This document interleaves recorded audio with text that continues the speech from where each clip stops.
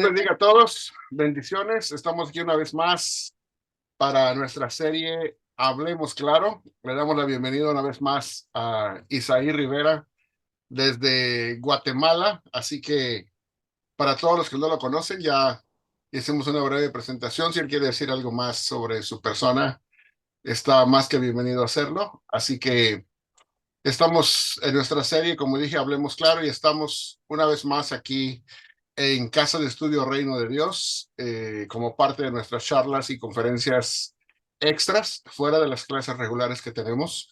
Pero es un placer y un deleite tener a Isaí con nosotros en esta tarde-noche. Bienvenido, Isaí. Pastor, buenas noches, espero que se encuentre muy bien.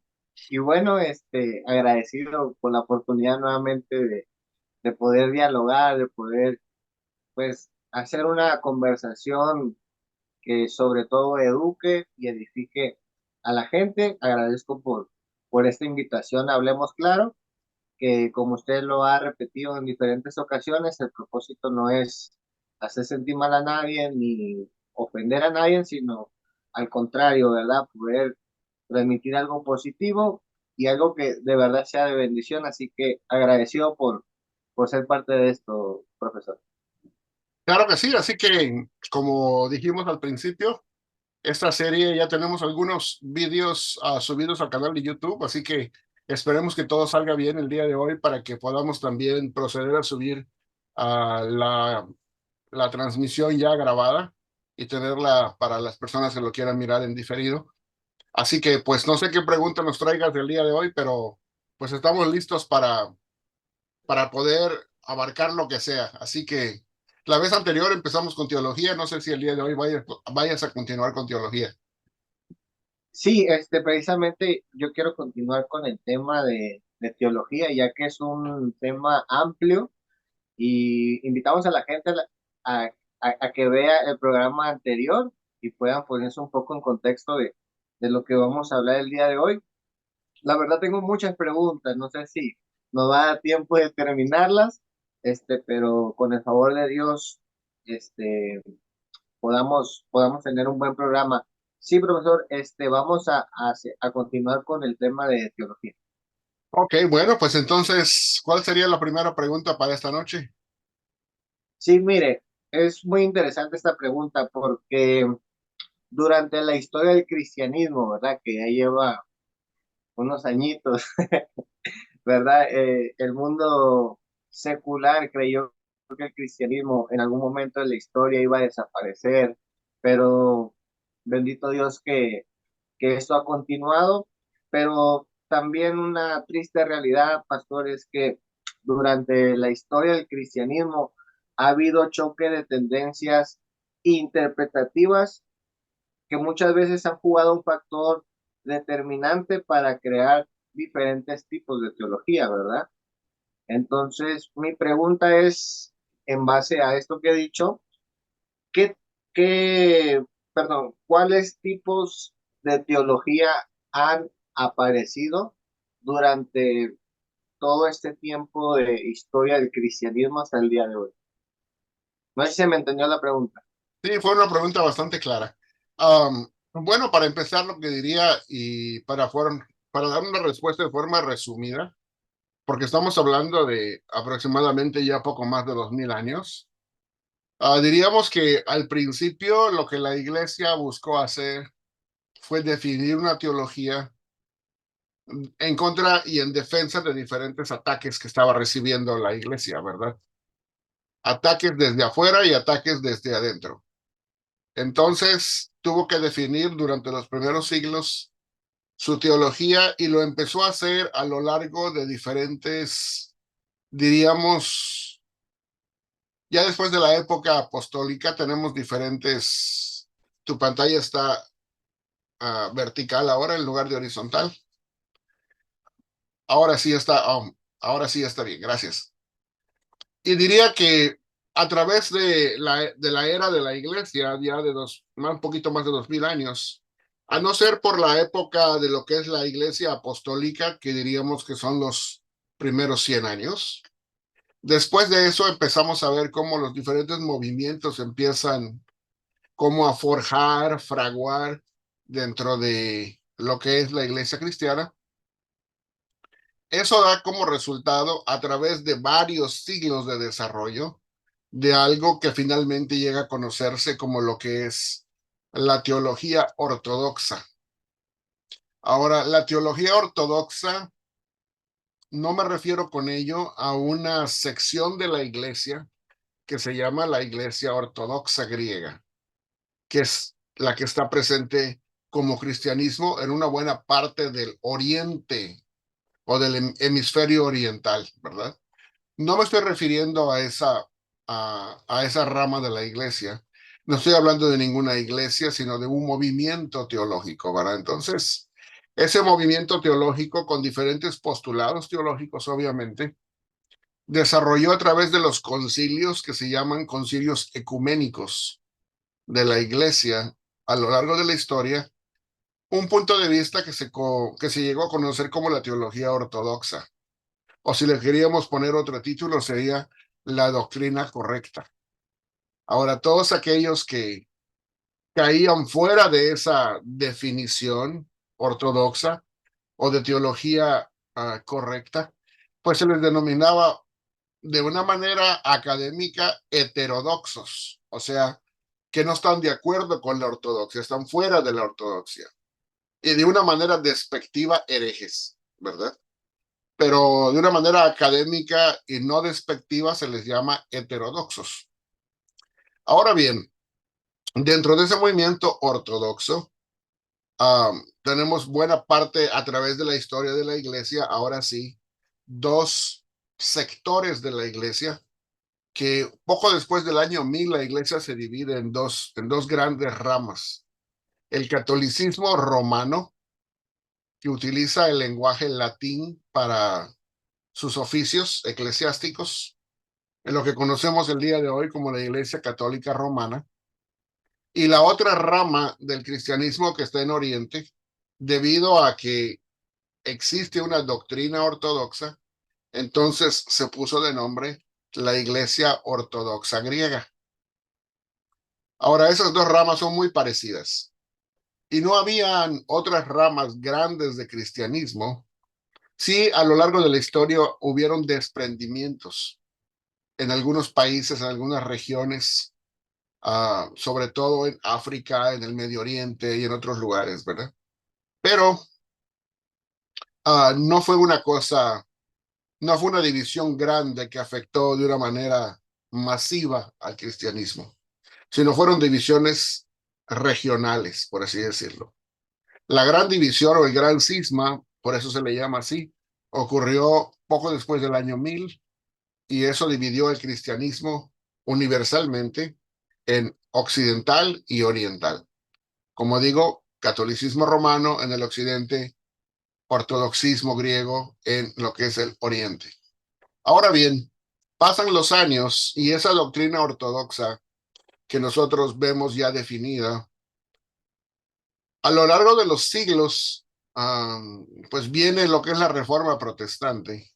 Y la Reforma Protestante, como es un movimiento que trata de reformar, valga la redundancia, la iglesia desde adentro, pues no trata de hacer una revolución, no trata de cambiarlo todo, sino que trata de reformar las cosas que considera negativas o equivocadas o erróneas o como tú quieras, ¿verdad? Extrabíblicas, fuera de la Biblia, en fin. Trata de hacer una limpieza o una purificación desde adentro y a eso se le llama la reforma, ¿verdad? Porque el término reformar significa eso, dejar como cimiento todo lo que esté bien y quitar todo lo superfluo, todo lo que no está bien, todo lo que se edificó encima que no está correcto, pues ir quitándolo, ir depurando la iglesia, ¿verdad? Pasa ese movimiento y después de ese movimiento, que tiene diferentes ramas eclesiásticas, ¿verdad? No vamos a hablar de eso ahora. Llega un momento en que en la historia secular viene un tipo de, le diríamos, un tipo de movimiento modernista que se le llama de diferentes maneras, pero dos de ellas que son muy populares es la Ilustración, es un periodo que se llama así, la Ilustración, y también le llaman la Iluminación, ¿verdad? Ahora, desde el punto de vista de los que apoyan este movimiento o apoyaban estos movimientos, lo que estaban tratando de decir con ello es que llegó al entendimiento y al raciocinio humano. Esos son movimientos europeos, ¿verdad? Recordemos que América siendo descubierta y colonizada está en un periodo, digamos, en pañales todavía en cuanto a su desarrollo. Y todos esos grandes movimientos de los cuales te voy a empezar a hablar, que produjeron ciertos tipos de teología, se desarrollaron casi todos principalmente, excepto algunos, pero la mayoría se desarrollaron en el suelo europeo, ¿verdad?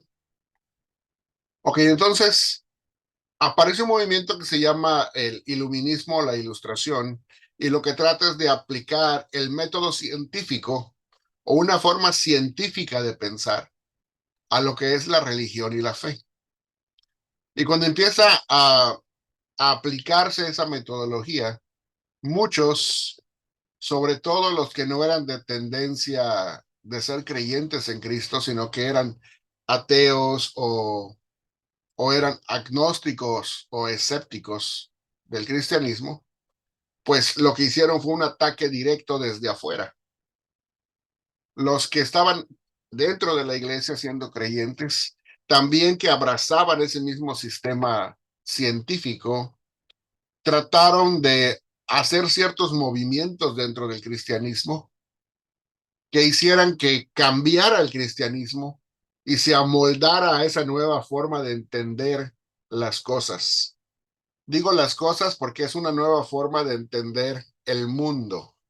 Antes había una forma precientífica de ver el mundo, y con la llegada de la ilustración o la iluminación llegó esa era modernista, la época de la razón, ¿verdad? En donde se dice, bueno, tú crees, pero yo tengo razón y yo pienso, dice la otra persona, ¿verdad? Como que si nada más esas dos opciones hubieran y no hubiera la otra opción o una tercera opción de sostener ambas cosas mano a mano, ¿verdad? Como que el que tiene la razón dice, bueno, yo rechazo la fe y nada más me aboco a la razón, y cuando empieza a pelear y atacar al otro, pues el otro reacciona inmediatamente, dice, bueno, pues tú quédate con tu razón y yo abrazo mi fe, ¿verdad?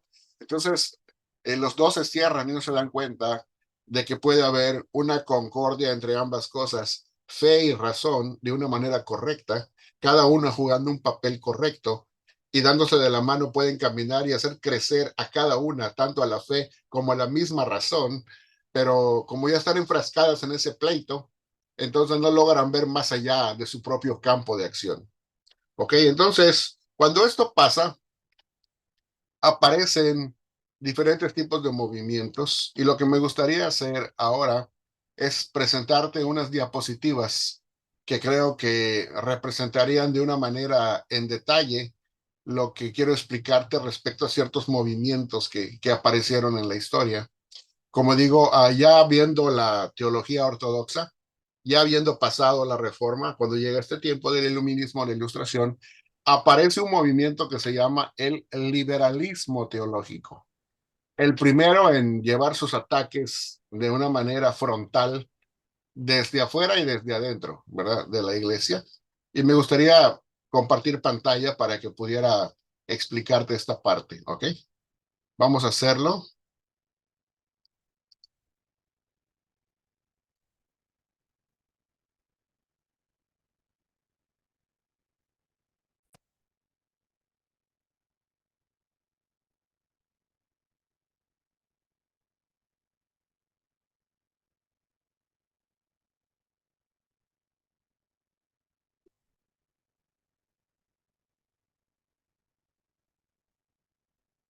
Dame un segundo nada más. Sí, profesor.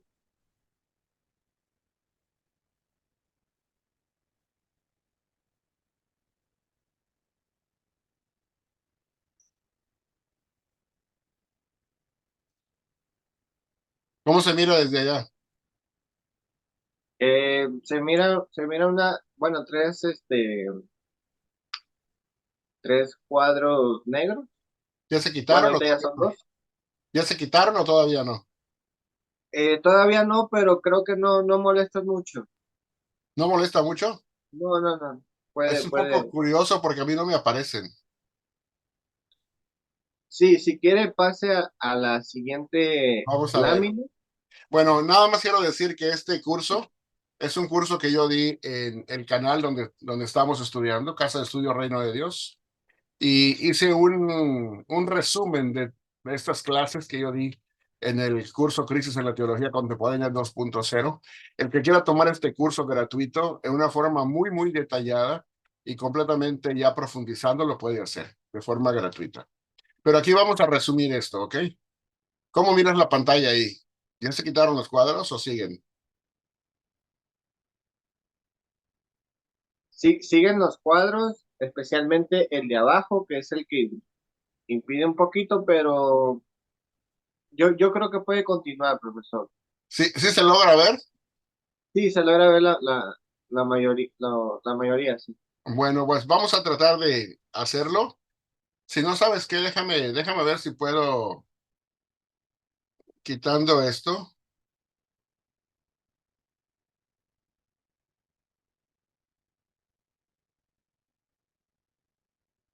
Déjame ver si lo puedo hacer de diferente manera.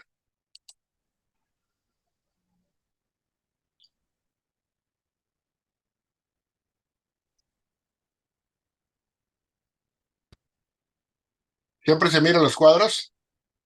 Sí, en el mismo lugar. Ok.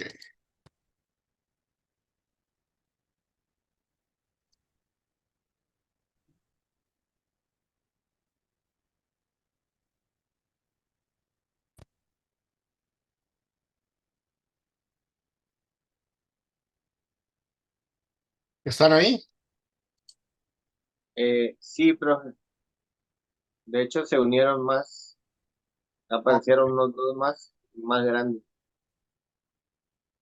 Ahí ya se quitaron dos, Ok. ahí solo se quedó uno. Pero con ese yo digo que puede continuar. Déjame ver si ya con eso. ¿Cómo se mira ahora? Eh, Queda uno igual, pero como le digo, no creo que obstaculice mucho. Ok, vamos a Está en la tratar de ver parte. vamos a ver si con este podemos hacerlo, ¿ok?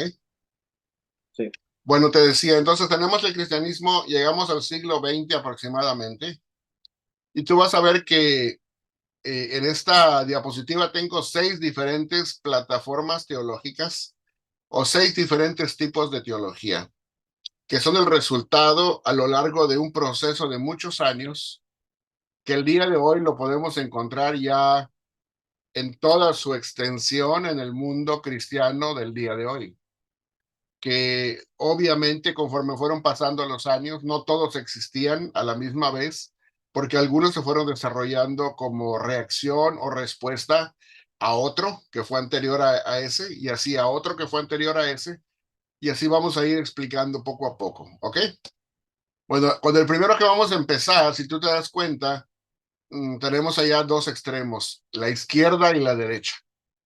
En la izquierda tenemos el liberalismo, que es el ala liberal extremista, y en la derecha tenemos el fundamentalismo, que vamos a explicar cada uno de los términos, que es un movimiento conservador también extremista. ¿Estamos bien hasta allá? sí, profesor. Ok, Estamos bien. seguimos entonces. Entre medio tenemos, conforme nos vamos moviendo, y voy a moverme desde el fundamentalismo, voy a ir desde la derecha hacia la izquierda. Cuando el liberalismo apareció, entonces apareció la respuesta del otro extremo, que es el fundamentalismo conservador. Después de eso, que aparece el fundamentalismo, aparece el neoliberalismo como respuesta, como reacción otra vez de la izquierda. Y luego aparece con el tiempo aparece el evangelicalismo, que también es un movimiento conservador, un poco más moderado, porque también como el neoliberalismo se va moderando también el evangelicalismo es un poco más moderado, pero sigue siendo conservador. Después, con el paso del tiempo, aparece el neoortodoxismo, que todavía se considera de ala liberal, pero es un movimiento mucho más moderado, más hacia el centro. Y finalmente, como respuesta al neoortodoxismo, aparece el neoevangelicalismo, que también es un movimiento conservador desde el punto de vista moderado. ¿Ok? Entonces, si dijéramos cómo ocurrieron más o menos de una manera histórica, sería liberalismo, fundamentalismo, neoliberalismo, evangelicalismo, neoortodoxismo, neoevangelicalismo. Entonces, cada vez que aparece uno de izquierda, trae una respuesta de derecha. Aparece otro de izquierda, una respuesta de derecha. Y así nos vamos, ¿ok? Entonces tenemos 6 plataformas aquí. Vamos a ver cuál es la primera. El liberalismo recuerda que viene a atacar todo lo que es la doctrina ortodoxa o la doctrina correcta, que para muchos de nosotros es como la conocimos a través del fundamentalismo. Pero quiero que tú notes que en cada una de las plataformas o tipos de teología que vamos a presentar aquí, hay 9 diferentes cosas que vamos a mencionar. O sea que el liberalismo no quiere decir que esos 9 puntos sean los únicos que hay o que esa es la única manera en que se puede presentar, ¿no? Se puede hacer de una manera o más pequeña o mucho más grande en cuanto a cantidad de puntos de exposición. Pero aquí suficiente creo que es con 9 dentro de todo este paquete y quiero que vayamos al primero. Dice así, características generales. Es una reconstrucción de la ortodoxia cristiana protestante. O sea que aquí, si tú te das cuenta, ya no es una reforma, es una reconstrucción. Es como que demueles el edificio y se vuelve a reconstruir. Luego es un ataque contra la ortodoxia histórica y lo que se decía es que hay que modernizarla, o sea, la ortodoxia histórica. Punto número 3 es una adherencia a la lectura racionalista del texto bíblico, de un movimiento que se conoce como modernista racionalista, en donde la razón humana tiene la razón, digo, tiene la última palabra o tiene la norma suprema de juicio cuando se analiza alguna cosa. Por eso se le llama racionalismo. Um, Luego tenemos el punto número 4. La escritura no es palabra de Dios, sino que es palabra de hombre solamente, pero presentada como si fuera palabra de Dios. Entonces, cuando tú tienes ese punto de vista referente a la escritura, entonces vas a ver que lo que sigue es solamente como consecuencia de esa postura que ya adoptaste en el número 4. Punto número 5, un rechazo de lo milagroso y natural o sobrenatural, perdón, en el texto bíblico. Eso significa de que todas las cosas que aparecen como milagrosas o de tipo sobrenatural en la Biblia, nada de ello existió de esa manera. Era una forma precientífica nada más de pensar de la gente, de manera que no existían nada sobrenatural y nada milagroso.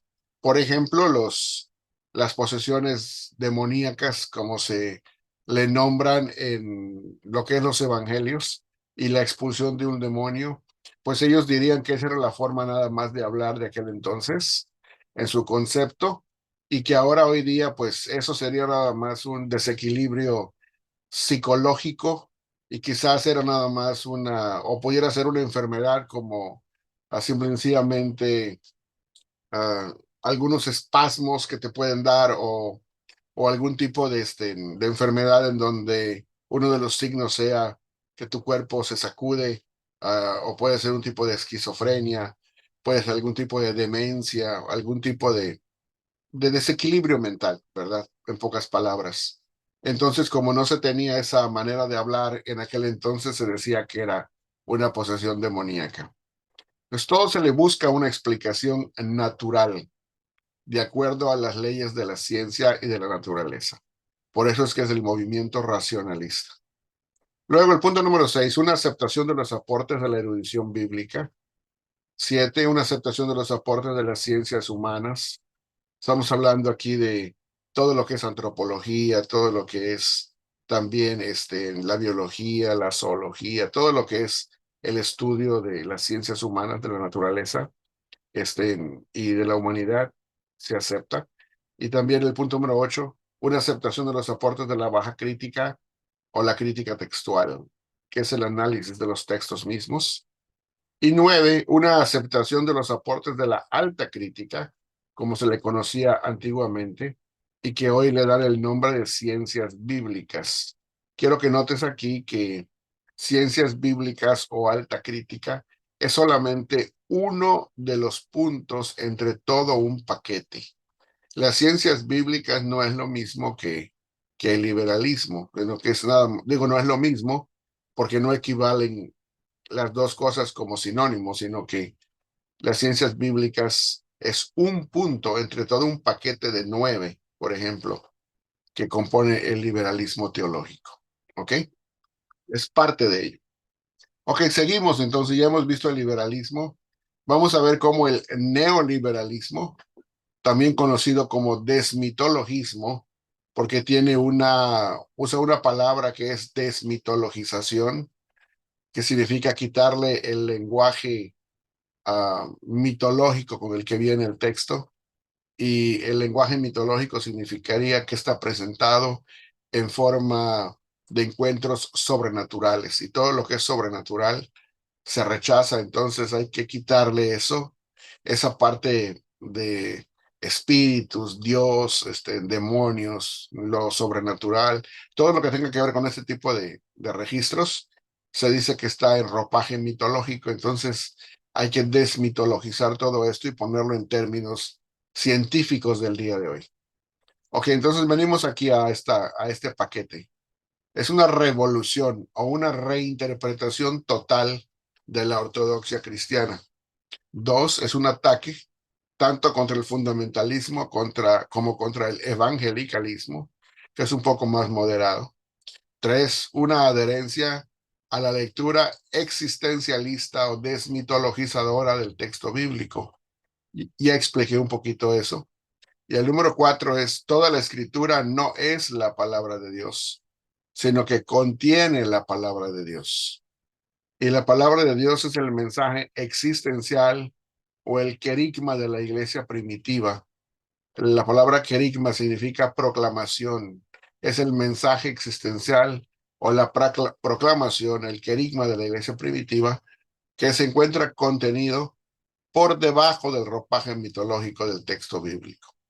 O sea que hay un mensaje que hay que decodificar, por así decirlo.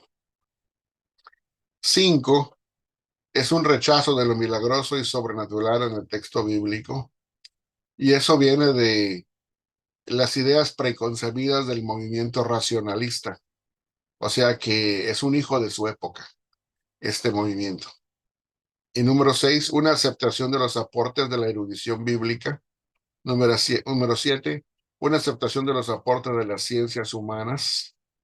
Número 8, una aceptación de los aportes de la baja crítica, de la crítica textual. Y 9, una aceptación de los aportes de la alta crítica o ciencias bíblicas. Como tú ves aquí, um, lo significativo es el 3 y 4, que traen un diferente tipo de enfoque. En el otro era una reconstrucción, aquí es una revolución o una reinterpretación total. Ok, bueno, entonces, para los movimientos que dicen que la escritura no es la palabra de Dios, pues ya hemos visto dos: el liberalismo en su exponencia total, y el neoliberalismo también tiene este tipo de forma de ver la escritura. Vamos al tercero, que va más hacia el centro. Todavía dijimos que se puede concebir este movimiento como de izquierda, aunque es mucho más moderado. Y dice así: neortodoxismo o neoortodoxia. Punto número 1, se considera un retorno o un redescubrimiento o reinterpretación de la ortodoxia cristiana. Es como un rescate. El movimiento neortodoxo se consideraba a sí mismo como tratar de rescatar la ortodoxia de los ataques tanto del liberalismo extremista como del neoliberalismo. Y para eso fueron, nada más que conforme vamos a ir viendo el punto o el paquete, nos vamos a dar cuenta de que no fue un rescate total a como estaba antes, sino que se quedaron como a medio camino. Dice así, un ataque tanto en contra del fundamentalismo como del liberalismo. Número dos, una adherencia a la lectura revelacionista del texto bíblico. ¿Qué significa eso? Significa lo siguiente. Cuatro, también ellos dicen que toda la escritura no es la palabra de Dios, sino que es un testimonio de la palabra de Dios, que es Jesucristo. O sea que la palabra de Dios directamente es Jesucristo. La escritura se convierte en palabra o en revelación de Dios cuando ella tiene un encuentro experiencial o vivencial con el ser humano. O sea que cuando la escritura llega a un corazón humano y ese corazón humano es impactado y entonces ese corazón reconoce el mensaje de la escritura como un mensaje que viene para cambiar su vida y recibe ese mensaje y hay una conversión o hay un toque sobrenatural del mensaje en el corazón del ser humano, entonces en ese momento se convierte en palabra de Dios. Mientras no exista ese encuentro experiencial, simple y sencillamente la escritura es tinta escrita en un papel y no es más que eso. No es palabra de Dios, es simple y sencillamente palabra del hombre. Cinco, una aceptación de lo milagroso y sobrenatural en el texto bíblico. Aquí, por el contrario de los otros, acá sí se acepta lo milagroso y sí se acepta lo sobrenatural en el texto bíblico porque dijimos que es un movimiento más moderado. Número 6, una aceptación de los aportes de la erudición bíblica. Número 7, una aceptación de los aportes de las ciencias humanas. 8, una aceptación de los aportes de la baja crítica o la crítica textual.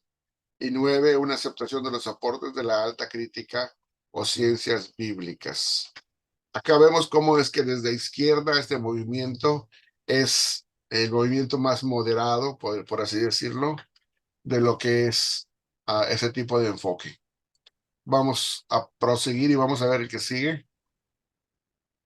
Tenemos el neoevangelicalismo, que es el que está más al centro de lo que es la respuesta conservadora, por así decirlo, o posturas o tipos de teología conservador.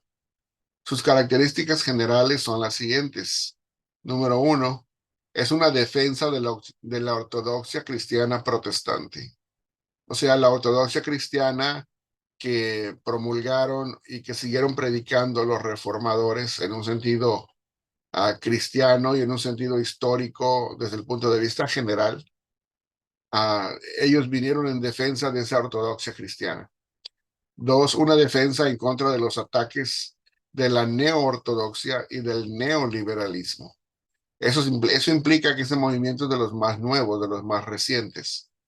Tres, una adherencia a la lectura literaria del texto bíblico.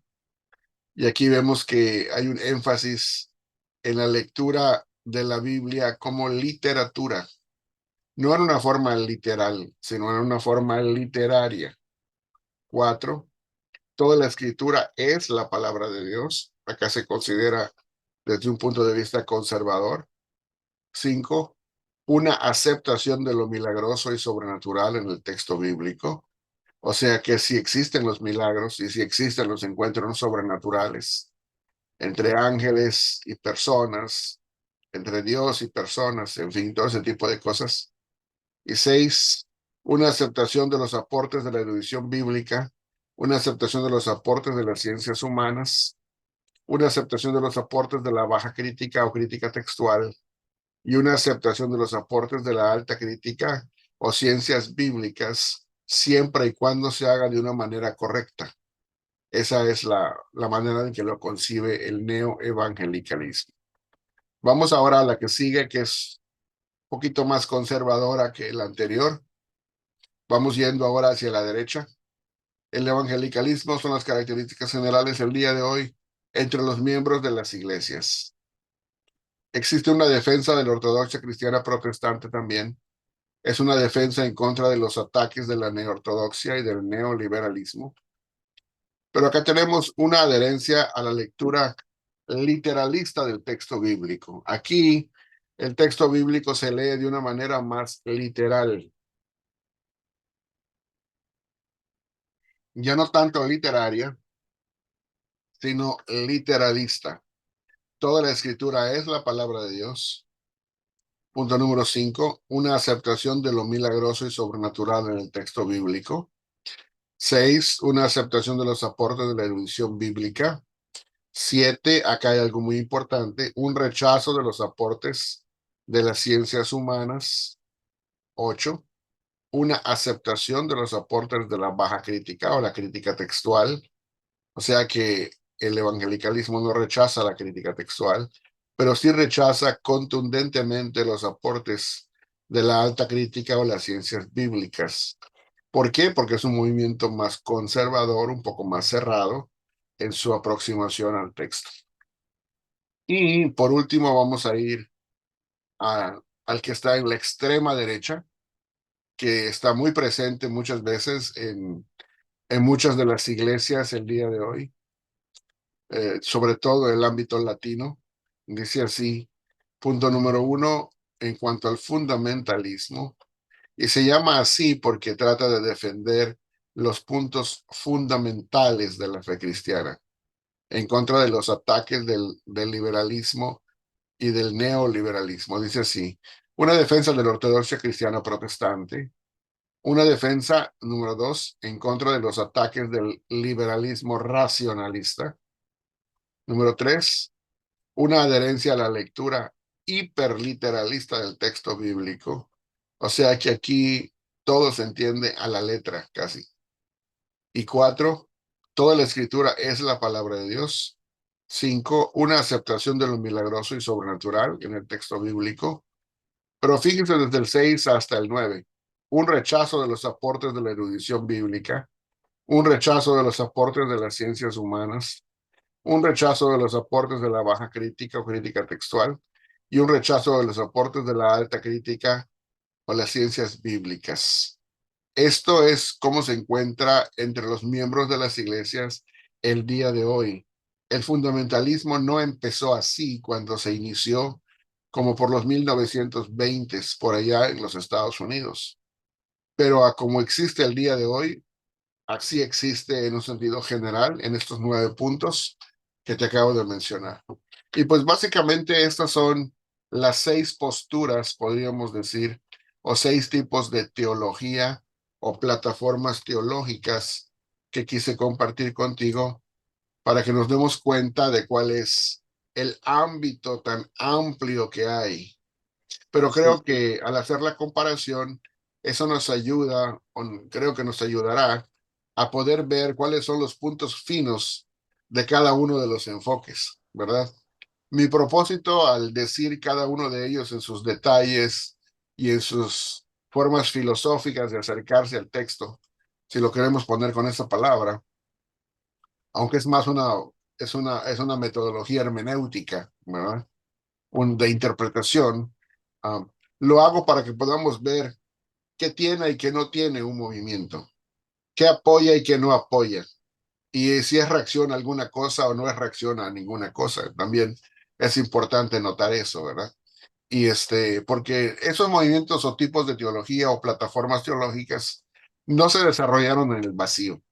O sea que no hay nadie que pueda decir, del día de hoy, yo me desperté y creo que esos 9 puntos de cualquiera de los puntos que tocamos o plataformas o tipos de teología, no hay nadie que pueda decir, hoy me desperté y esos nueve son los que me parecieron que alinearon el día de hoy y así lo entiendo, ¿no? Sino que es un desarrollo histórico de cada una de las posturas en donde un movimiento como quien dice, lucha en contra de otro, teológicamente hablando, el otro responde y el otro también responde, van afinando sus puntos de vista y a veces hace que al irse afinando los puntos de vista aparezca un nuevo movimiento porque los que afinan su punto de vista no son aceptados por sus antiguos amigos que no aceptan esa afinación y dicen, no, tú ya no crees como yo, así que tú eres de otro movimiento. Entonces se ven forzados a partir a... No estamos hablando de divisiones de iglesias, estamos hablando de posturas teológicas. Y por la mayoría de las cosas que menciono yo, no estoy hablando de organizaciones eclesiásticas ni de iglesias ya, estoy hablando de teólogos como individuos. La forma en que uno como teólogo personalmente hablando, se identifica o cómo tú ves la Biblia, con qué lentes te acercas. Y ya cuando tú miras la Biblia, puedes decir, no, pues realmente de esas 6 diferentes plataformas o tipos de teología, me identifico por mi experiencia propia con esta. En este momento no estamos diciendo cuál está bien ni cuál está mal, sino nada más identificar que existen. El problema es que la mayoría de la gente no sabe ni siquiera que existen. Nada más, muchas personas nada más conocen el fundamentalismo y el día de hoy, la aparición del famoso neoliberalismo, ¿verdad? Entonces, que para muchos es como la última Coca-Cola del desierto y realmente, pues, lo que hay que decir es que el desierto ya dejó de ser desierto. O sea que no es tal cosa, ¿no? Fue una cosa novedosa en su tiempo, pero para muchos en Latinoamérica, perdón, como están descubriéndolo apenas, para ellos es una cosa novedosa, pero es una cosa que ya está desfasada, ya está pasó de moda, ¿verdad? Sí. Quiero comentar dos cosas, si me permite, profesor. Claro que sí. Una tiene que ver con, yo recuerdo cuando leías, no sé, teología sistemática y se mencionaba, ¿no? De el liberalismo teológico como algo que ya había pasado, como algo muy distante de nosotros y realmente me costaba como que comprender un poco qué lo que era realmente el liberalismo, porque estoy hablando de 5 o 7 años atrás que escuchaba esta palabra y también yo no, ni siquiera lo miraba distante de mí o como que se fuera a acercar en algún tiempo, sino como que era algo que ya había pasado. Así lo miraba Casi yo fuera por de lo que leía. existencia, ¿no? Exactamente.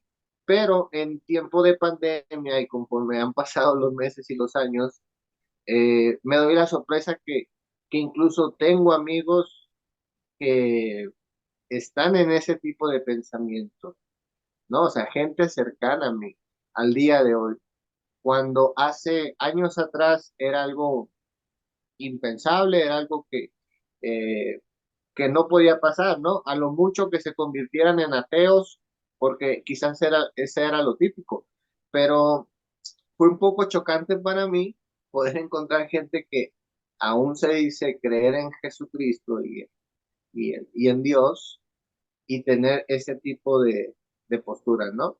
Entonces, eh, cuán importante es lo que usted está enseñando de saber ubicar esas plataformas y también uno saber en cuál de ellas se encuentra, ¿no? Porque de lo contrario, ¿verdad? Si uno se pasa escuchando o viendo o leyendo, incluso hasta puede ser una mezcla de todo, ¿no? Sin saber exactamente eh, de dónde vienen todas estas ideas. Y mira, es muy interesante esto y mi recomendación para todos es que cuando nosotros empecemos a analizar los movimientos, primero que nada, no tenemos que fijarnos en las personas que son las portadoras de esas ideas o de esos conceptos, ¿verdad? Porque no tenemos que juzgar a las personas, sino tenemos que juzgar a la postura teológica, o sea, a esa enseñanza, ¿verdad?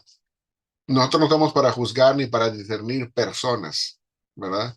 De eso se encarga el Espíritu Santo de Dios, es un trabajo de Dios, ¿verdad?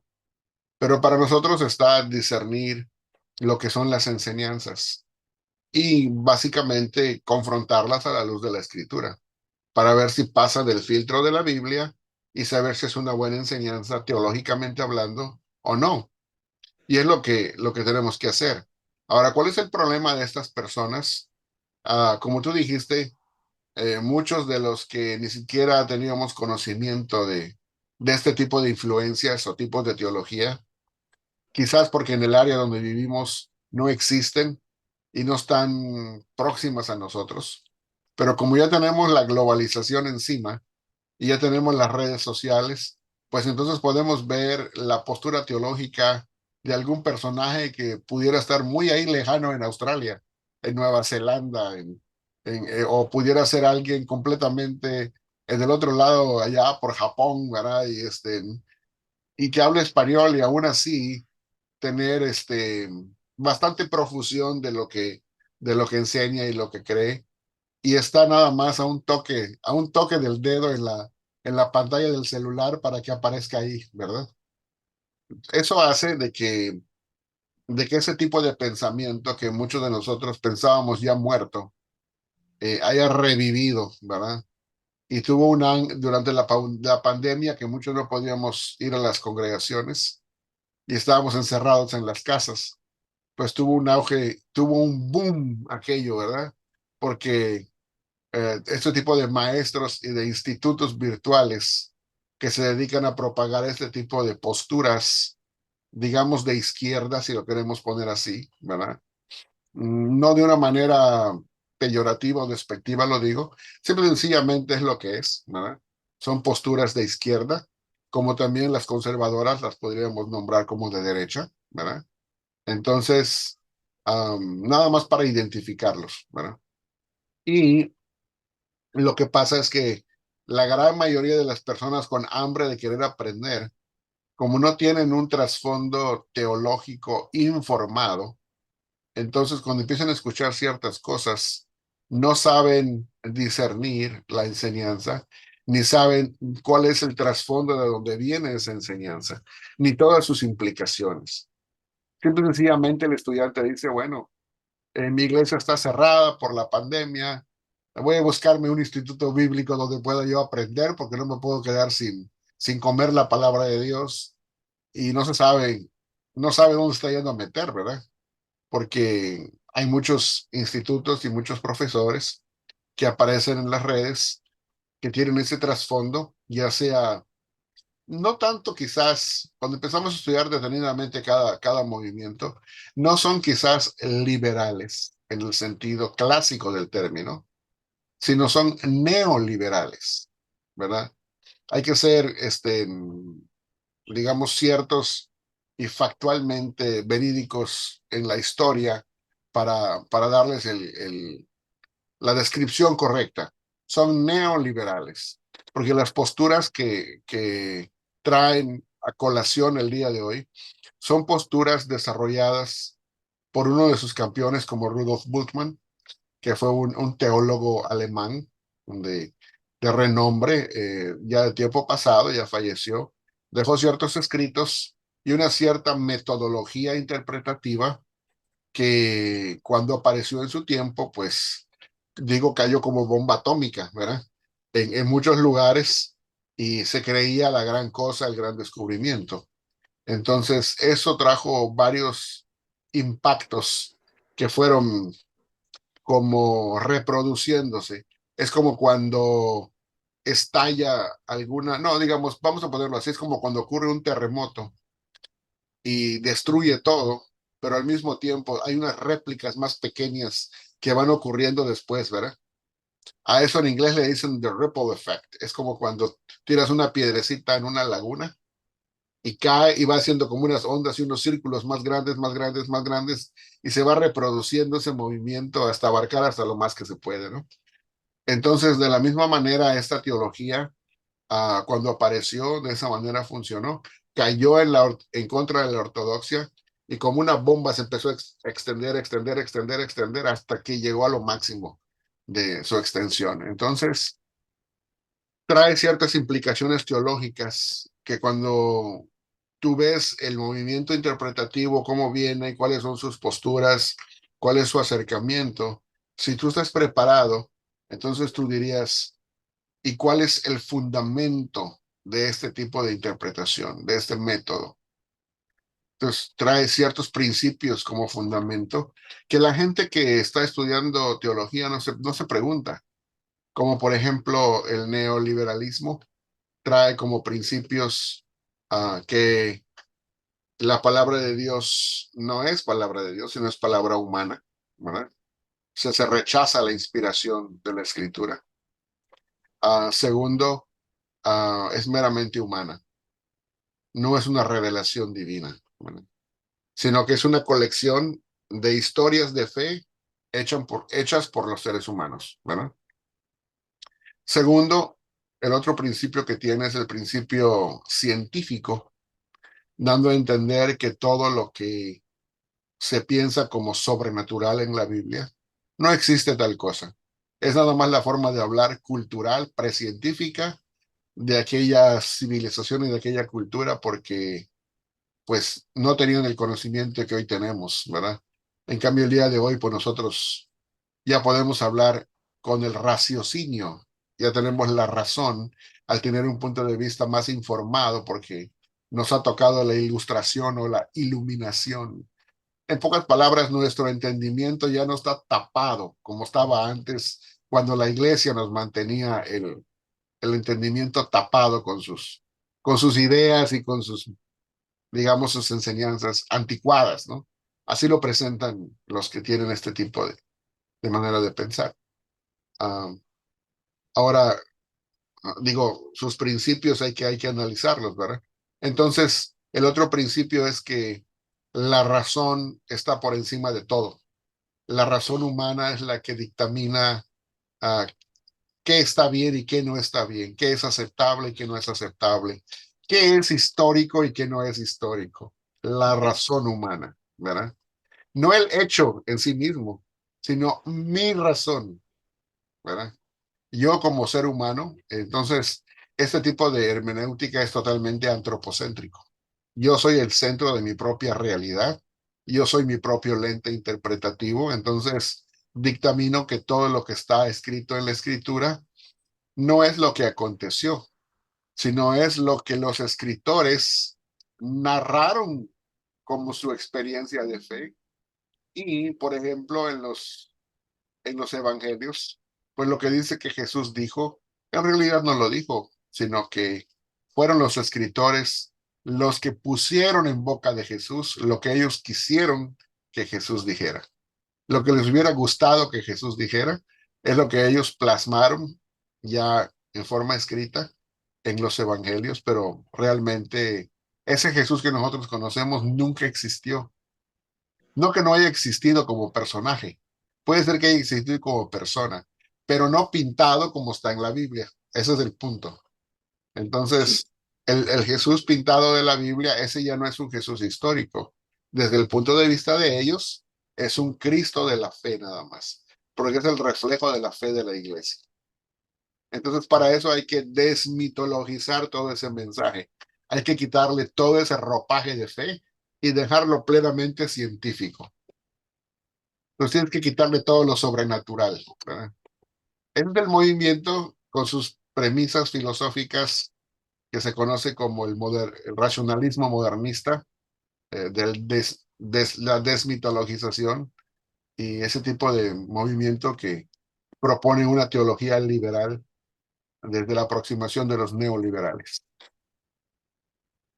eh, profesor, estas dos cosas que usted mencionó que ataca el liberalismo, perdón, mayormente una, ¿no? Que es atacar lo sobrenatural, pero se escuda con que razona las cosas y todo esto, ¿verdad? Estas dos cosas también se han visto, por ejemplo, en Centroamérica y en algunos países de Latinoamérica, con, con aquel tiempo donde el comunismo tuvo un gran impacto pues, en estos países, que también se cayó en eso, ¿no?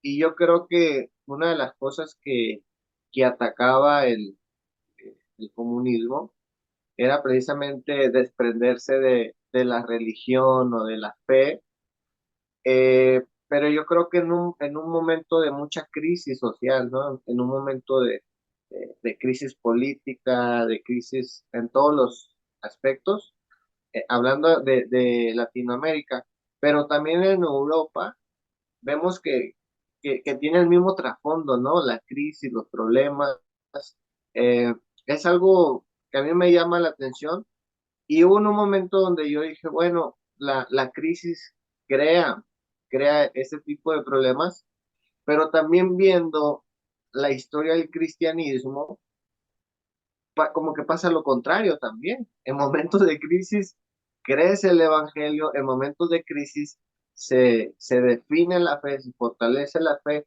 Entonces, ¿cómo ve usted esto? Estas dos vertientes, yo pienso que hasta dos opciones que tenemos, ¿no? De fortalecerla o empezar a hacerla a un lado, a debilitarla. ¿Cómo ve usted eso? No estaba entre las preguntas, pero es una reflexión que hago. Bueno, antes que nada, yo creo que lo que mencionaste es de que en años pasados, en algunos lugares, en algunos círculos cristianos, podemos encontrar lo que se conoce como la teología de la liberación, ¿verdad? Que así se le denominaba buscar la liberación de los pueblos oprimidos de la tierra a través del uso de lo que se conoce como teología de la liberación y su aplicación práctica en algunas localidades geográficamente establecidas, en donde se encontraban ciertas sociedades oprimidas en ciertos países, como tú lo mencionaste.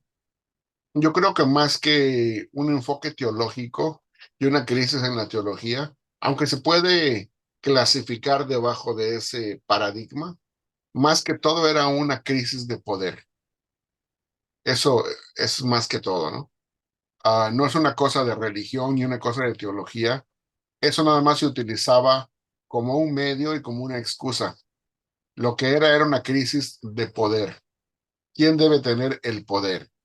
¿Quién debe mantener el poder? ¿Verdad? Entonces ahí viene un tipo de tergiversación, en fin, que se utiliza para eso. Con el paso de los años, la teología de la liberación también quedó descatalogada. Hoy el día ya nadie habla de la teología de la liberación como se hablaba antes, ¿verdad? Ya pasó a la historia.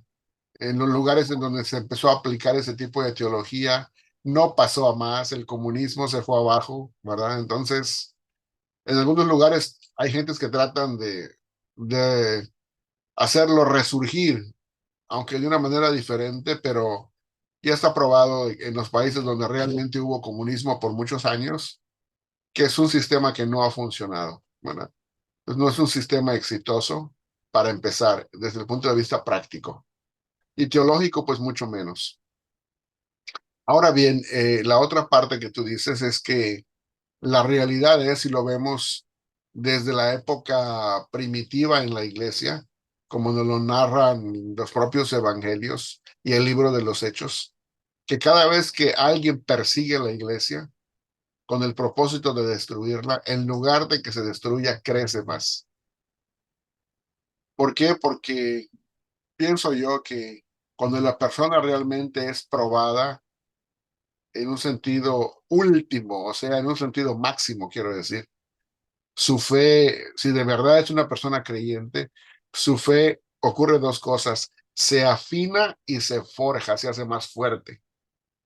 ¿Por qué? Porque cuando una persona la confrontas con la realidad, si verdaderamente ha nacido de nuevo y está convencida de que Cristo es su Señor y Salvador, eso le trae un compromiso y una conciencia todavía más en tono con lo que está pasando a su alrededor, que es la persecución, ¿verdad? Entonces, cada vez que la iglesia es perseguida, pues sí, hace que aquellos que no son verdaderamente creyentes, por el miedo, renuncien a eso y digan, no, pues yo no soy, ¿verdad? No me hagan daño que yo no soy, ¿verdad? Pero ah, como cuando Pedro, tristemente, es un ejemplo de eso, ¿no? Cuando dicen, yo no conozco al hombre, ¿verdad? Cuando le dijeron, tú hablas igual que él, yo te vi allá, ¿verdad? No, yo no lo conozco, dijo él, ¿verdad? Entonces, para tratar de salvarse. Pero cuando una persona en realidad tiene la fe bien puesta y por mucho problema que haya, ¿verdad? Eh, es lo que dice la historia, que conforme la persecución llega, la iglesia crece. Es la realidad. Vemos el libro de los Hechos también.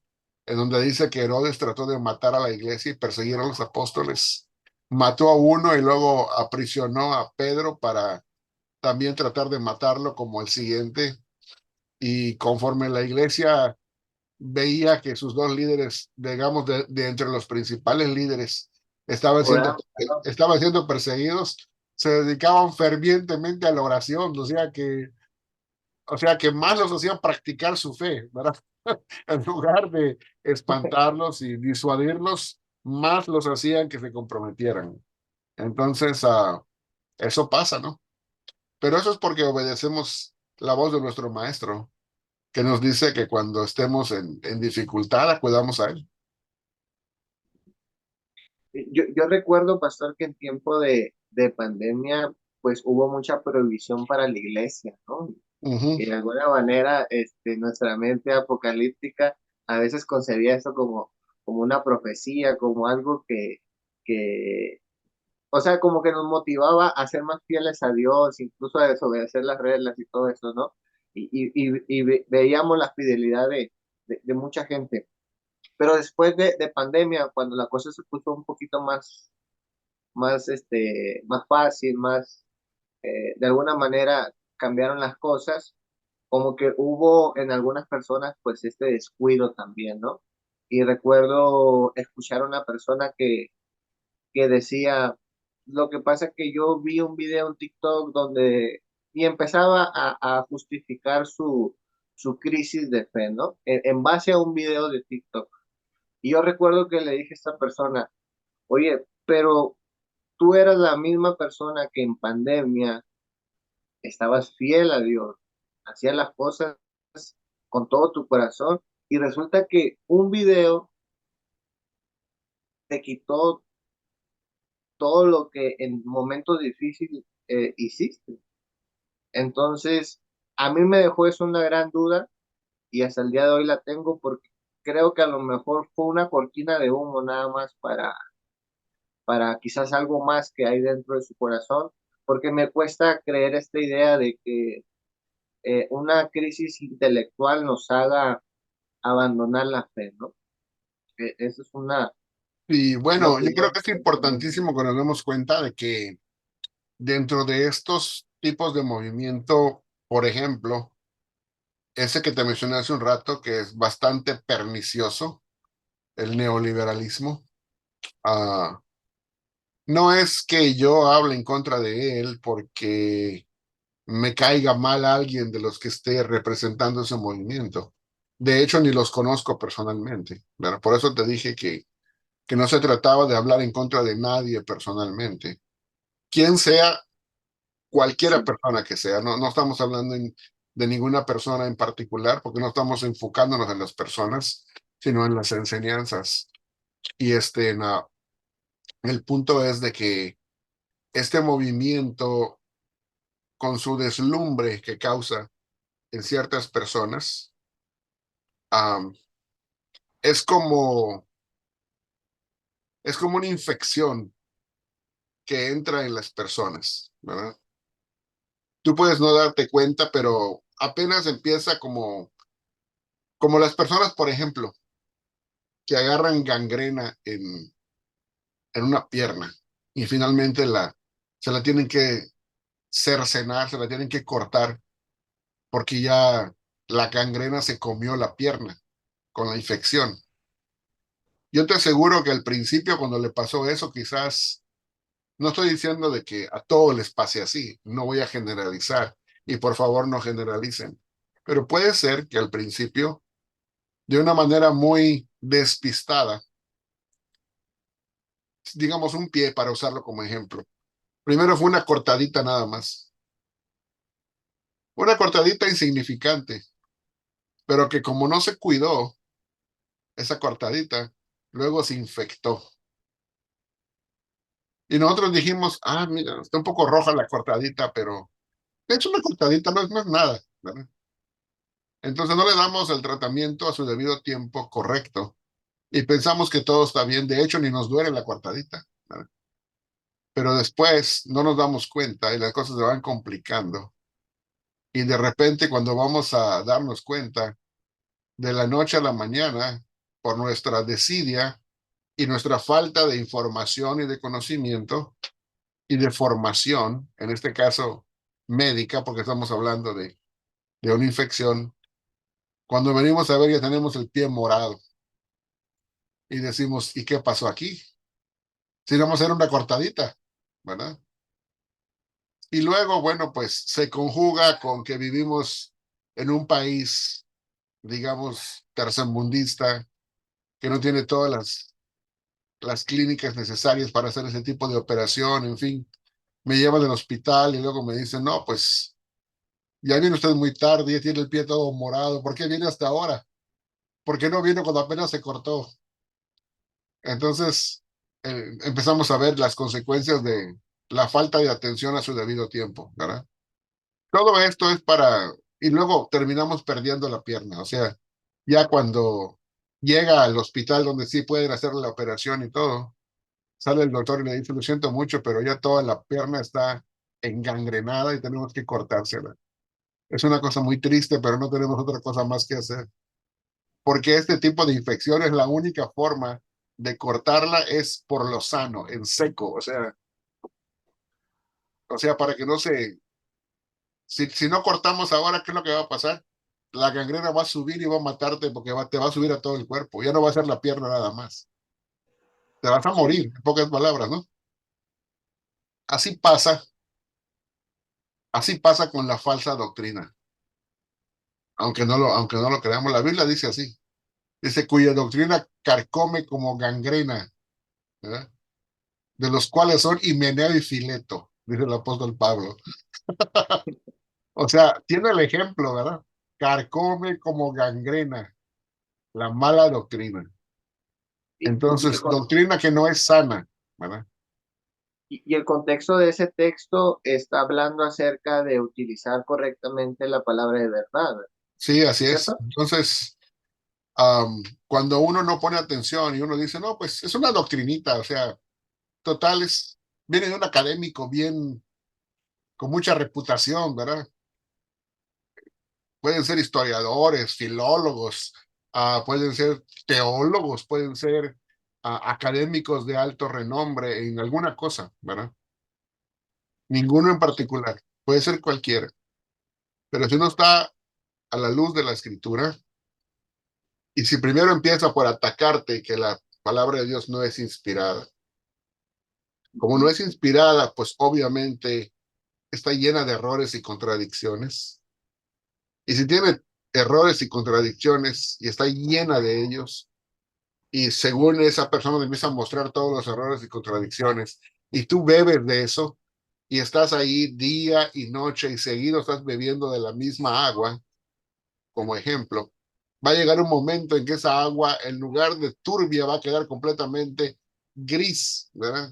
De tanta infección que le está cayendo adentro.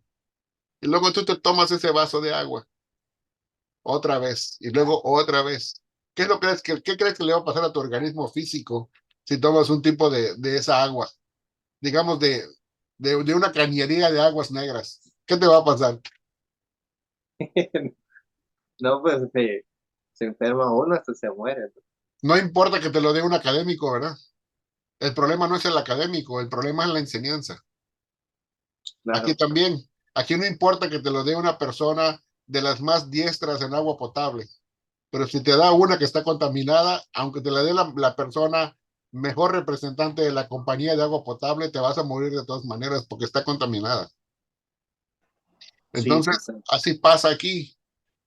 Y personas que no están preparadas, tanto en su fe como en conocimiento bíblico, empiezan a beber de este tipo de agua contaminada, que es como que tuviera cianuro. Y no se te necesita poner un montón de cianuro en una bebida para que completamente haga daño a tu organismo. Con un poquito de cianuro es más que suficiente para llevarte a una situación bastante difícil. Ahora, cuando tú bebes ese tipo de agua contaminada o envenenada, teológicamente hablando, y cuando su propósito, aunque no te lo dicen, pero su propósito es que una vez que empieces a beber eso, ¿qué es lo que va a pasar? Va a llegar un tiempo que vas a decir, pues yo no creo si soy creyente ya o no. Quizás soy escéptico. No estoy muy seguro si creo o no. O a lo mejor agnóstico, porque a lo mejor tengo la tendencia a sí creer, pero como no tengo toda la información necesaria para saberlo, pues mejor digo que soy agnóstico, no soy ateo, ¿verdad? Pero entonces, no soy del todo no creyente, pero realmente ya no tengo fe. Y no solamente no tiene fe, no tiene el deseo ni siquiera de practicar ni de defender la fe. Pues ya entramos en una situación supuestamente en que no era, supuestamente te hace estudiar ciencias bíblicas, entre comillas, para que tu fe creciera y conocieras más de la Biblia, pero resultó contraproducente. Fue como un tiro por la culata. Trataste de disparar para el frente, pero salió el balazo y te pegó a ti, ¿verdad? Y así, teológicamente hablando, ¿verdad? Entonces, yo no estoy diciendo de que las personas que enseñan ese tipo de teología tengan una mala intención o que lo hagan a propósito. Quizás los tienen un buen corazón y traten de enseñarlo de una buena y sincera manera, como tratando de decirle a la persona que está yendo a aprender de esos institutos o maestros, mira, yo te voy a enseñar y lo voy a tratar de hacer con la mejor de las intenciones para que tú te superes, para que tú hagas esto. Pero si no va de acuerdo a la palabra de Dios, digo yo, por muy buena intención que una persona tenga, no va a lograr ese objetivo. La escritura misma dice, fíjate cómo dice, ¿tienes tu Biblia ahí? Sí, Vamos a citar un pasaje bíblico para que luego la gente nos diga que nada más estamos hablando y no usamos la Biblia, porque sí, hay de todo en la viña del Señor, ¿ok? Pero búscala ya en Romanos capítulo 10. sí, lo tengo. Vamos a buscar un pasaje acá. Si no me equivoco, es capítulo 10 de Romanos y vamos a ver, creo que es el verso 1. Déjame nada más corroboro rapidito. Ya estoy ahí también. Ok, ahí léele ahí el capítulo 10 verso 1 y me dices qué versiones. Sí, voy a leer la Reina Valera 2020. Ok, muy bien. Sí, Buena lección. Romanos 10:1. Hermanos, ciertamente deseo de todo corazón y mi oración a Dios es por la salvación de Israel. ¿Es ese texto, pastor? Sí, el 2 ahora. Porque soy testigo de quien por celo de Dios, perdón, lo leí mal. Porque soy testigo de que tienen celo por Dios, pero no se basa en el conocimiento, pues como ignoran la justicia de Hasta Dios. allá, hasta allá. Fíjate cómo dice allá. La comparación es la siguiente. Israel quería ser salvo, ¿verdad? Pero por eso así. Hermanos, ciertamente, voy a leer la versión 60, que es la que tengo a la mano. Hermanos, ciertamente el anhelo de mi corazón y mi oración a Dios por Israel es para salvación. Y disculpen si bajo la vista, pero es que estoy leyendo. No es por querer no mirarles o hacerles alguna mala cosa, ¿no? Dice acá, y mi oración a Dios por Israel es para salvación. Verso 2.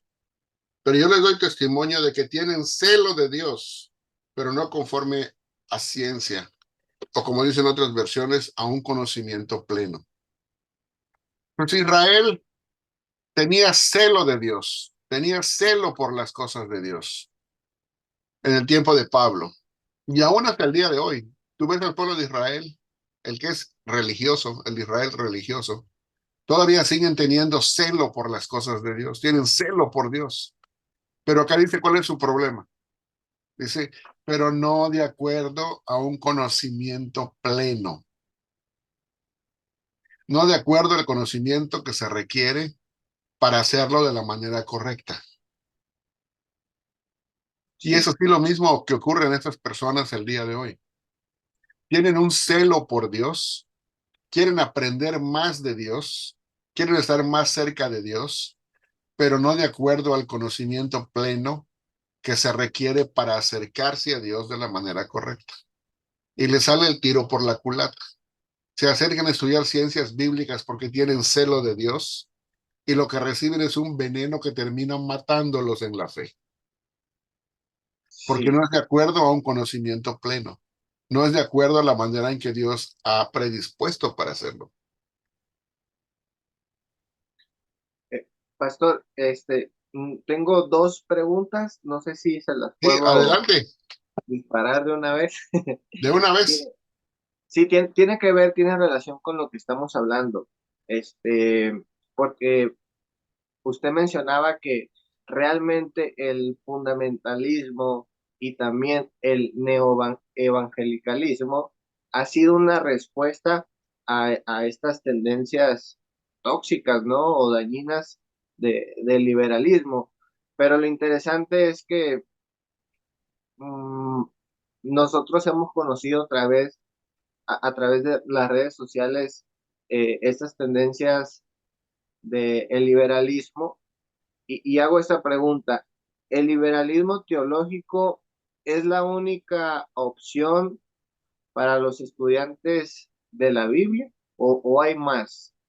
Hay más, más opciones porque a Ajá. veces parece que te presentan las ciencias bíblicas como la solución al fundamentalismo, la solución a, a esta fe tradicional o como dicen en redes sociales, a esa fe rabacucu, ¿no? Y tristemente, pues la gente, voy a utilizar estos términos de las redes sociales como tú los utilizas. Yo no estaba acostumbrado a utilizarlos, de hecho ni los conocía, ¿verdad? Esos términos. Parece que en ciertos lugares a la gente fundamentalista, que es bien cerrada y que es muy dogmática en su fe, como lo vimos en la descripción de fundamentalismo que tuvimos hace un rato, le dicen gente rabacucu, ¿verdad? Como diciendo gente salvaje, gente que no está versada, que no es académica, que no está estudiada, como cuando los conquistadores, entre comillas, llegaron a América y encontraron, entre comillas, salvajes. No que lo fueran, pero ellos así los tildaban, ¿verdad? Entonces, los académicos así tal tildan a los fundamentalistas, salvajes, rabacucus en su fundamentalismo, cerrados de mente, ¿verdad? Entonces, yo no utilizaría esas descripciones, pero ya que lo mencionaste, solamente por utilizarlo como una descripción, ¿verdad? Nunca en una forma despectiva.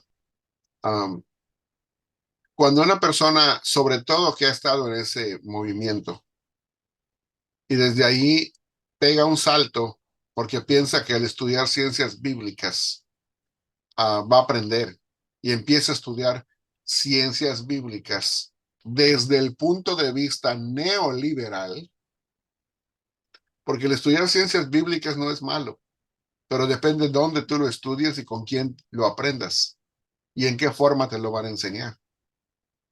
¿Sí me voy a entender? Sí, Es como, es como cuando uno dice, el cuchillo es malo, no lo debes de usar, ¿verdad? Entonces depende para qué. Si lo vas a utilizar para cortar carne, cortar vegetales y preparar la comida, no es malo. Si lo vas a claro. utilizar para apuñalar a alguien y matarlo, entonces sí, ¿verdad? Entonces el problema no está en el cuchillo, está en quién lo usa y cómo lo usa. Lo mismo en las ciencias bíblicas, la alta crítica. La alta crítica en sí misma no es mala, es quién la usa y cómo la usa. Cuáles son sus ideas preconcebidas, cuál es su plataforma filosófica e interpretativa desde antes que se va a acercar a utilizar esa herramienta. Ya cuando tiene una plataforma correcta, entonces utiliza esas herramientas. Por lo general, el producto y la conclusión va a ser correcta.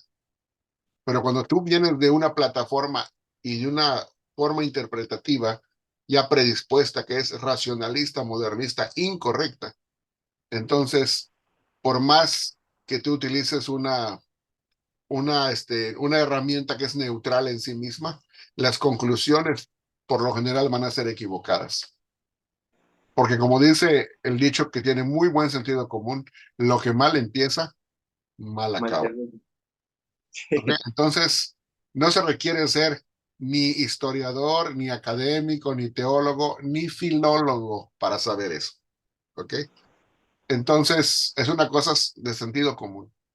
Ahora, el problema es que en muchos ámbitos, sobre todo en redes sociales, te venden la idea de que o eres fundamentalista o eres de ciencias bíblicas y ya diste el salto a la academia, ¿verdad?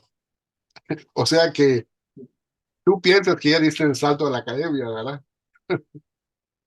Y no te das cuenta que para que des el salto a la academia, tendrías que hacer lo mismo que los académicos que de verdad han hecho ese salto, que se pasaron estudiando 20, 30 años en la academia para llegar al nivel que tienen, ¿verdad? Pero tú piensas que con estudiar 2 cursos de ciencias bíblicas ya vas a ser igual que ellos y ya puedes tener tu canal y ya puedes ser divulgador de ciencias bíblicas y de todo lo que se te antoje porque tú tienes el deseo, ¿verdad? Tienes el celo por las cosas de Dios, pero tristemente no es de acuerdo a ciencia en muchas ocasiones. Entonces, no estoy diciendo que siempre esté equivocada la gente, no estoy diciendo eso. Lejos estemos de eso, ¿verdad? De generalizar. Pero estamos hablando de los peligros potenciales que esto tiene y al mismo tiempo tenemos que decir que cuando una persona piensa que es la única otra opción, las ciencias bíblicas, y no se dedica a profundizar, a investigar, como lo hicimos hoy, presentamos 6 diferentes tipos de teología, ¿verdad? Y vimos que el liberalismo y el neoliberalismo son 2 plataformas o 2 tipos de teología que utilizan la alta crítica, pero a nuestra manera de ver la utilizan de una forma equivocada. Ahora, el neoevangelicalismo también utiliza la alta crítica y también la usa y la acepta, pero la utiliza de una forma totalmente diferente. A mi manera de ver, mucho más responsablemente y mucho más bíblicamente. Por eso es que me parece un mejor movimiento y mejores conclusiones. No estoy diciendo que sea inmaculada y que sea perfecta y que tenga todas las respuestas. No, no existe tal cosa. La única persona que es así es Cristo, pero Claro, está en los cielos, ¿verdad? Entonces, pero el punto es de que sí podemos darnos cuenta, como lo presentamos hoy, de que hay mi más recomendación opciones. es que si van a estudiar ciencias bíblicas, no lo hagan en un instituto o con algún profesor de corte neoliberal, ¿verdad? Porque las conclusiones van a ser las incorrectas. Busquen otro Claro, tipo de enfoque, ¿verdad?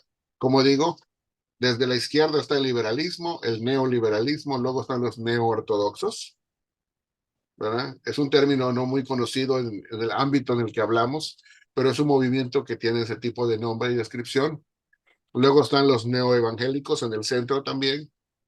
Um, yo me considero un neoevangélico, ¿verdad?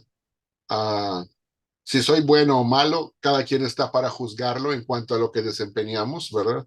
No bueno o claro. malo como persona. No nos estamos refiriendo nuevamente a ningún tipo de persona, ni estamos juzgando a las personas. Si no estamos hablando, cuando digo si bueno o malo, me refiero a lo que yo enseño, ¿verdad?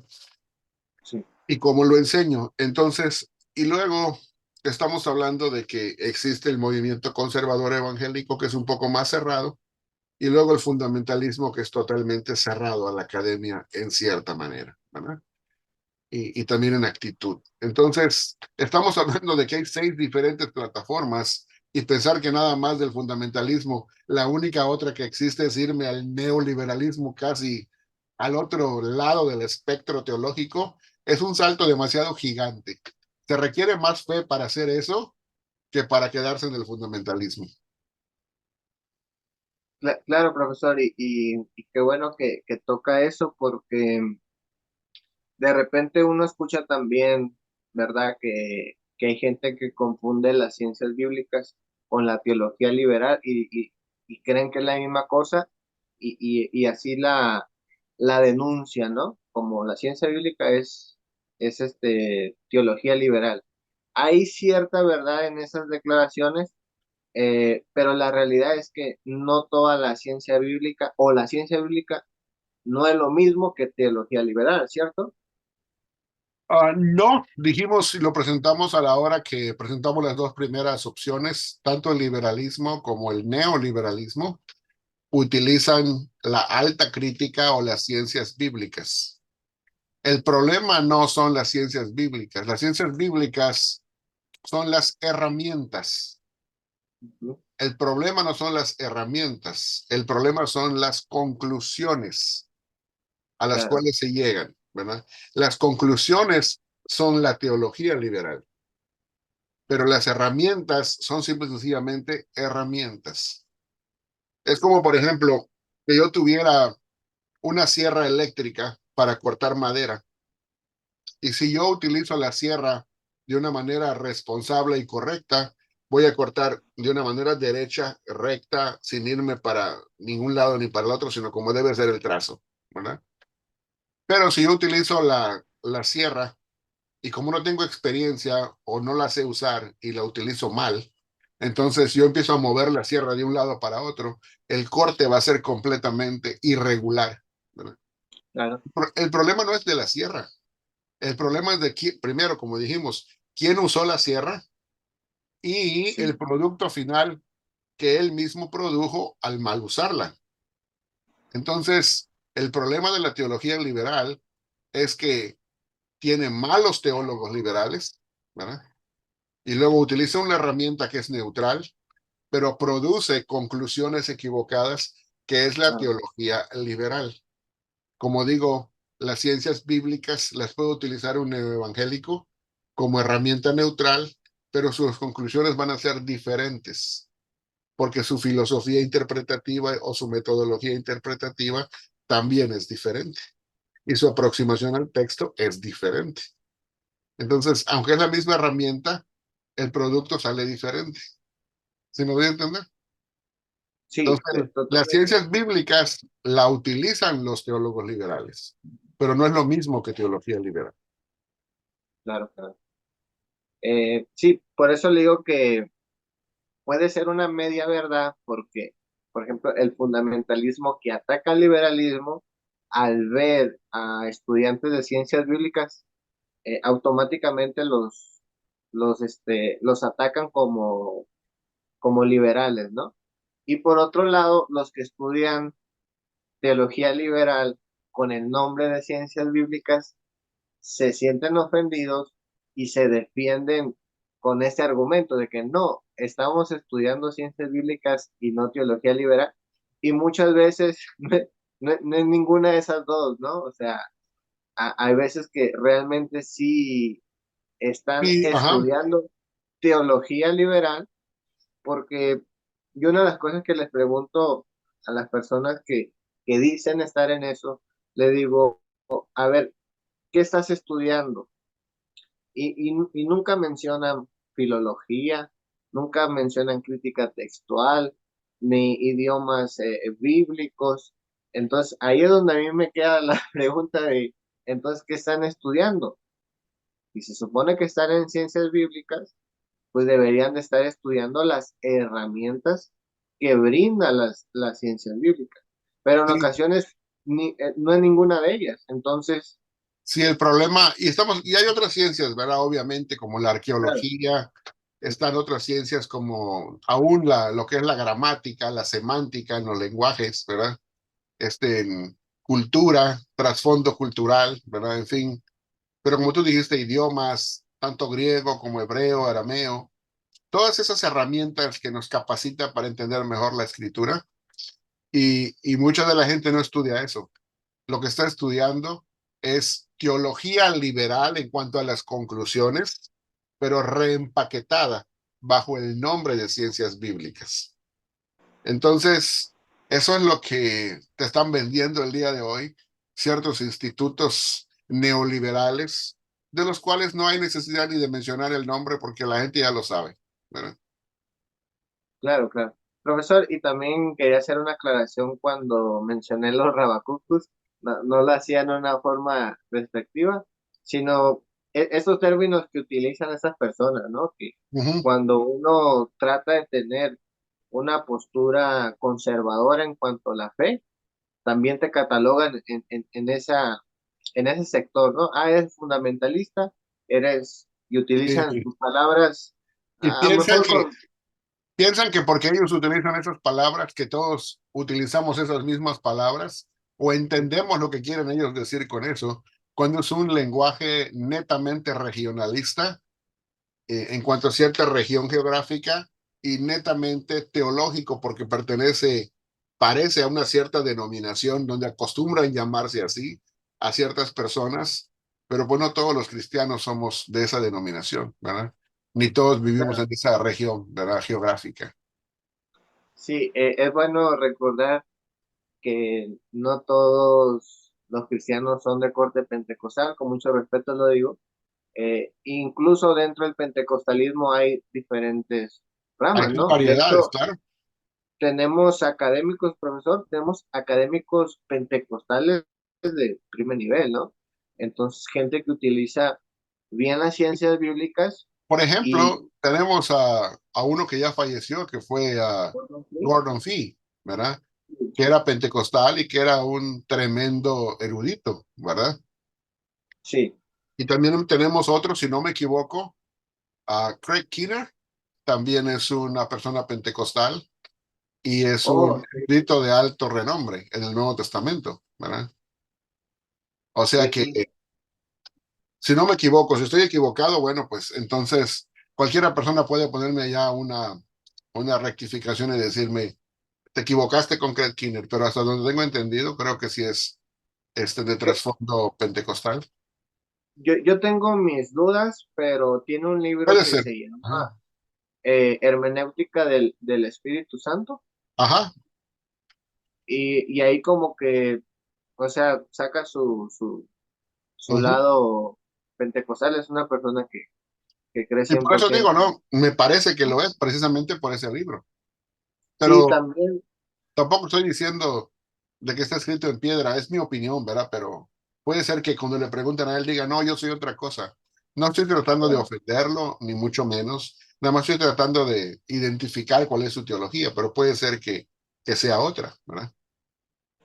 sí, también, bueno, se ha dicho que este Wade Gruden, Wayne Grudem, ajá. ajá, también tiene tendencia pentecostal, algo así, Sí, algo como así, parece que una sí. mezcla de reformado pentecostal, incluso hay mucho reformado que cree en la llenura del Espíritu Santo y tienen una mezcla también, ¿no? Muchos de ellos. Sí, eso ya es otra cosa. Estamos hablando de variaciones y variedades dentro de lo que es el movimiento conservador, ¿verdad? Pueden Claro, ser no evangélicos, evangélicos o fundamentalistas, y se forma otra variedad, otro tipo de mezcla dentro de los mismos conservadores, ¿verdad? Existen hasta esos que se llaman pentarreformados, ¿verdad? esos, sí, sí, sí. Pero pues cada quien, ¿no? Tiene su manera de identificarse y con todo respeto lo decimos. Claro, sí. Profesor, pues yo creo que son todas las preguntas. Quizás en otra oportunidad podemos dialogar en cuanto al tema porque hay muchísimo que abordar, ¿no? Hay Sí, así es. diferentes vertientes del mismo tema, que sería bueno, ¿verdad? Si Dios lo permite, tener una charla eh, que pueda seguir la línea del tema de la teología, ¿no? Claro que Porque sí. Hay hay mucho tela todo. de dónde cortar y hay demasiados temas y tópicos, demasiadas cosas para hablar de ellos y podemos hacerlo en otras sesiones futuras con todo respeto. Sí, profesor, le agradezco mucho por la charla. La verdad, esperemos que la gente lo vea y lo disfrute y sobre todo aquellos eh, pues que quizás no conocen estas plataformas, eh, pues este video les pueda ayudar por lo menos a conocerlas y a que se puedan identificar y ubicarse en una de ellas, ¿no? También, no, Y, creo que y no el propósito es que estaría puedan, mal. después de verlo, decir, pues yo me puedo ubicar en esta, ¿verdad? O pudiera decir, no me ubico 100% en ninguna de las seis, pero estoy más cerca de esta que de cualquier otra, ¿verdad? Algo así. Que sea una herramienta para ayudar a definir su pensamiento y su discernimiento teológico pero no para etiquetar a nadie, ni para forzarlo o para querer meterlo en una caja y decir tú eres esto o eres aquello. No, ese no es el propósito. El propósito es aprender cuáles son los tipos de teología y ayudarnos a ver en qué parte de nuestro caminar teológico estamos, ¿no? Sí. Profesor, para terminar, ¿algún libro que usted recomiende en cuanto a este tema que se le venga así a la mente? Aparte Bueno, de Crisis en la Teología, que si no lo ha leído la gente, recomendamos que lo lean porque es muy bueno también. sí, Crisis en la Teología de Carlos Jiménez, ¿verdad? Es un libro de Editorial Vida, creo que todavía lo publica Editorial Vida. Es un libro que yo estudié hace muchos años y que desde hace muchos años me ha servido bastantísimo. Hasta el día de hoy lo leo, lo he leído ya varias veces y te digo que cada vez que lo leo aprendo algo porque me fijo en una cosa diferente, en algún detalle diferente. Crisis en la Teología de Carlos Jiménez, Editorial Vida. Bueno, hay otros libros, ¿verdad? Que es importante tenerlos, pero yo diría que en cuanto hablamos del desarrollo de diferentes movimientos teológicos, diría yo que para entender, porque mi curso de teología en crisis en la teología contemporánea, hoy hablamos del 2.0, pero en el 1.0 es entender cómo se desarrolla toda la teología ortodoxa, porque tenemos que saber qué es esa teología ortodoxa para poder entender contra qué protestaron los liberales, ¿verdad? Porque si no sabemos de qué se trata la teología ortodoxa, menos vamos a entender, o dogmática, como le llaman muchos, pues entonces, ¿contra qué estaban peleando los liberales? O sea, tenemos que primeramente saber eso. Y quizás para poder entender todo esto, Historia del Pensamiento Cristiano de Justo González nos pudiera servir como una herramienta, un libro, en donde podemos encontrar todas esas variedades de pensamiento. Historia del Pensamiento Cristiano de Justo González. Hay dos ediciones de ese libro, ¿verdad? La edición ampliada y la abreviada, ¿verdad? Hay una abreviada, pues podemos empezar por la abreviada para que los que nunca han leído la versión grande o ampliada no se asusten en cuanto al tamaño del contenido, ¿verdad? Hay mucha gente que no está acostumbrada a leer mucho y quieren algo más, para empezar, algo más pequeño, más breve, más resumido, y eso es una buena manera de empezar el estudio con el libro abreviado. Y después, si tiene la oportunidad, pues puede pasar al amplificado, ¿verdad? Para que entonces pueda aprender más y pueda profundizar más su estudio. Oh, muchas gracias, profesor. Yo la verdad no tengo ese libro, pero me va a dar la tarea de leerlo. He estado consumiendo mucho de, de Justo González, mucha literatura del historiador, y la verdad ha sido de bendición poder leer los Sí, materiales este de... libro y aún el Historia del Pensamiento Cristiano en la forma abreviada es una magnífica introducción para poder ir conociendo cuáles son las tendencias teológicas que han ocurrido a través de los años dentro de lo que es el cristianismo, ¿no? Sí, Recuerden, la teología nunca se hace en un vacío, ¿verdad? Siempre ocurre y se desarrolla dentro de un contexto, sobre todo histórico, ¿verdad? De lo que está pasando en la iglesia. Y como dijo también un afamado este, teólogo desde el movimiento reformado, no que yo sea reformado ni que eso sea importante, simple y sí. sencillamente lo menciono porque fue muy conocido, hace recientemente falleció también, ¿verdad? Que es R.C. Sproul, ¿verdad? Que tiene un libro muy interesante que se llama Todos somos teólogos, ¿verdad? Y que Ah, sería muy bueno empezar a leerlo, ¿verdad? El problema no es si todos somos teólogos o no, el problema es qué tipos ¿en qué de momento? teólogos somos, ¿verdad? Y alguien Claro, puso por allá que hay tres tipos, buenos, malos y peores, ¿verdad? Entonces hay que tratar de ser buenos, ¿verdad? claro. Yo creo que es una responsabilidad también, ¿verdad? Y siempre me gusta decir esto, profesor, que el quehacer teológico no es únicamente del predicador, ni de ¿cómo se llama? Ni del el pastor, sino creo que es un quehacer y una responsabilidad de todo cristiano, ¿no? De poder encontrar la dirección de Dios y una buena dirección también, porque Sí, es de todos. sí, hombres y mujeres, y Es en de la todos medida, como creyentes, ¿verdad? Como creyentes y discípulos del Señor Jesús. claro, qué bendición, ¿verdad? Poder tener pastores y personas que tengan una buena dirección, una buena teología y estar bajo esa cobertura será una bendición, pero ¿qué tal y si no? ¿No? ¿Qué tal si a la gente les toca estar en un lugar donde hay una mala teología o, o constantemente hay malas interpretaciones de la escritura? Pues yo creo que con más razón necesitan eh, preocuparse en ese sentido, ¿no? De ser buenos Y teólogos. capacitarse, claro. Sí, sí, Preocuparse sí, en el buen sentido de la palabra y capacitarse para ir proveyendo soluciones. No nada más claro, cuestionando las cosas inadecuadas que uno pueda ver en una congregación, sino empezar por uno mismo y decir, bueno, tengo que ser parte de la solución y no del problema. Entonces, ser parte de la solución es capacitándome para yo ir viendo cuáles son, con la ayuda del Espíritu Santo, obviamente, las respuestas posibles, potenciales y mejores y más convenientes para cualquier situación dada en la congregación, en una iglesia.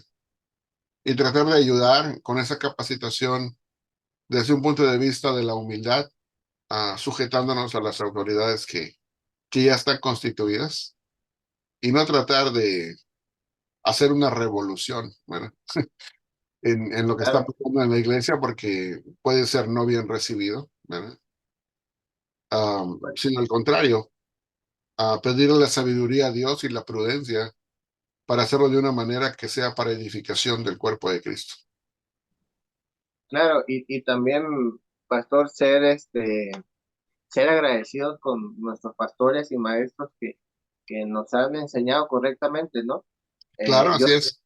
yo recuerdo que en un momento de mi vida cristiana, también como que uno reniega ciertas cosas, ¿no? De lo que escucha en la iglesia y esto, pero al estar platicando con compañeros que son de otras denominaciones, que vienen de otros contextos culturales y del mismo cristianismo, eh, escucho sus testimonios, sus malas experiencias y de verdad que el único sentimiento que creo en mí es como de ser agradecido por en el lugar donde me tocó estar, porque gracias a Dios no he experimentado eh, los abusos, eh, la imposición que otras personas han vivido, ¿no?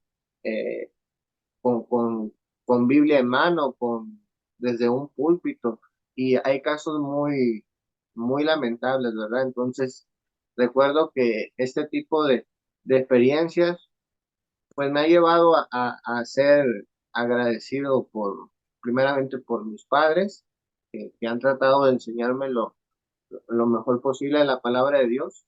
Y pues tengo la bendición de que mi papá es mi pastor también. Y, y bueno, ser agradecido también con la gente buena, pues con los pastores y maestros que Dios nos pone en el camino y que verdaderamente se preocupan por asistir a esa necesidad espiritual que tenemos, ¿verdad? No podemos generalizar y decir todos los pastores abusan de la gente o todos los maestros son malos, sino yo creo que con toda seguridad y certeza que, que tenemos gente que se está formando y gente que ha sido de bendición para nosotros. Así es. Bueno, pues gracias, Isaí, por esta noche, por tus preguntas. Esperemos que la próxima vez también sean igual de interesantes que las de ahora. Y pues nos despedimos de esta sesión, de esta, digamos, conferencia o plática o charla que tuvimos Y recordemos que estamos en Hablemos Claro y lo hemos hecho para Casa de Estudio Reino de Dios. Bendiciones, nos vemos la próxima ocasión y saludos a todos.